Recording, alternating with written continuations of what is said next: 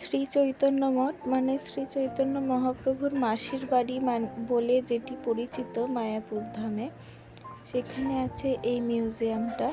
আমরা গিয়েছিলাম সেখানে।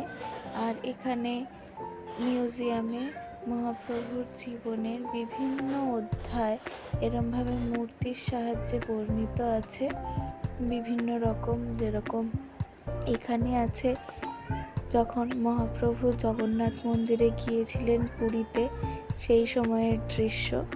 তারপরে আছে আমার দৃশ্য যখন কাজী সাহেব তার ছেলেকে বাধা দিচ্ছেন শ্রী চৈতন্য মহাপ্রভুর ভক্তিবাদে বিলীন হতে। এরকম নানান দৃশ্য আছে এখানে মিউজিয়ামে।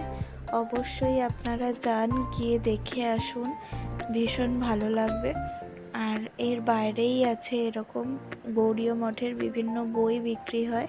আরও আছে দেখার জিনিস, সেগুলো অল্প অল্প করে দেখাবো প্রতিদিন। ওখানেই আমরা স্টে করেছিলাম, আমরাও অল্প করেই দেখেছিলাম প্রত্যেক দিন। আর তারপরে ইস্কনে চলে গিয়েছিলাম টোটোয় চেপে। এখানে এসেই ফোনটা নিয়ে নিল, তো ইস্কনের আর ভিডিও হয়নি। চলো টাটা, ফলো করে নাও।